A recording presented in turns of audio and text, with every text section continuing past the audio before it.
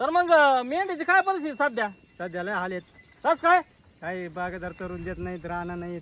राहणं राहिले पाहिले आणि तुम्हाला आरक्षणचं धनगर समाजाला आरक्षण नाही अजून.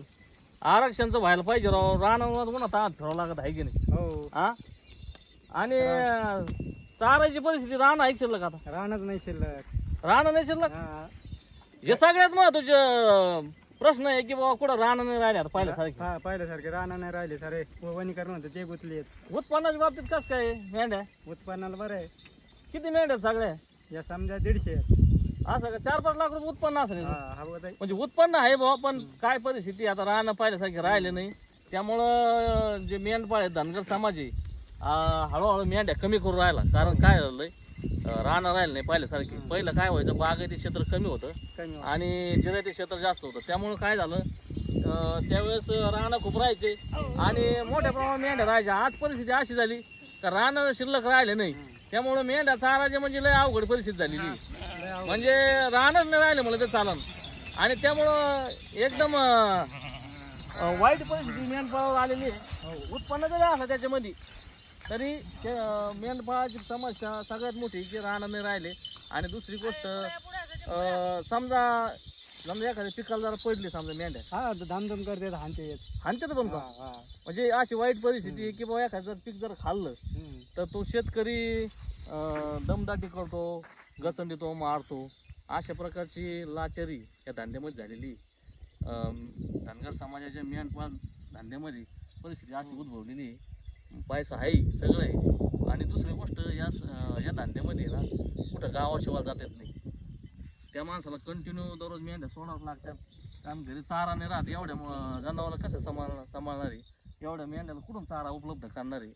त्यामुळं रानामध्ये न्यावाच लागतात. रानामध्ये पुन्हा त्याची पाण्याची समस्या आली.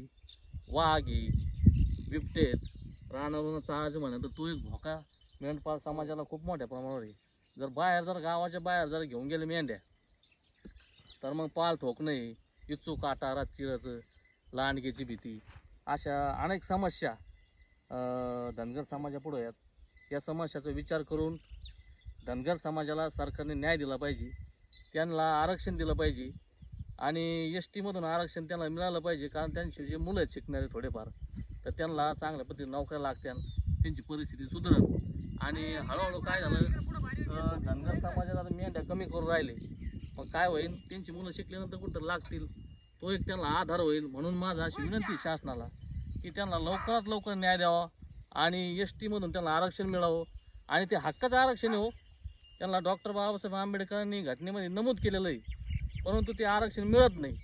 यासाठी धनगर समाजाने सर्व एकत्र होऊन लढा दिला पाहिजे आणि त्यांना न्याय मिळाला पाहिजे धनगर समाजाला, अशी माझी विनंती आहे सरकारला. आणि मामा तुम्हाला काय वाटतं आरक्षणचं? नाही, आरक्षण मिळालंच पाहिजे.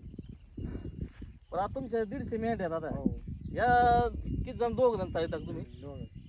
हा, तर मेंढ्याची जी तब्येत आहे, मेंढ्या चांगल्या आहेत तब्येतीनं. हे कशावरून तुम्ही कष्ट करता, दररोज सोडता त्यांना रानात, त्यामुळे त्यांची परिस्थिती तब्येत चांगली आहे आणि उत्पन्न मिळतं आहे ना. किती उत्पन्न मिळतं वर्षाला? वर्षाला तरी 1-1.5 लाख रुपये मिळाले. नाही, 1-1.5 लाख रुपये समजा मिळतात, पण त्याच्यापेक्षा बी जादा उत्पन्न समजा मिळतं तुम्हाला. 4-5 लाख रुपये समजा वार्षिक उत्पन्न होतं समजा तुमचं सगळं कोकरं विकून, आहे की नाही? पण त्याच्यामध्ये शेळ्या पण आहेत तुमच्या. शेळ्या पण.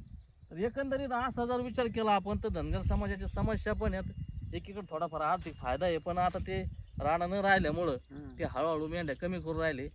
आणि सरकारने या गोष्टीकडे लक्ष देऊन त्यांना तत्पर आरक्षण द्यावं धनगर समाजाला, अशी माझी विनंती आहे. धन्यवाद.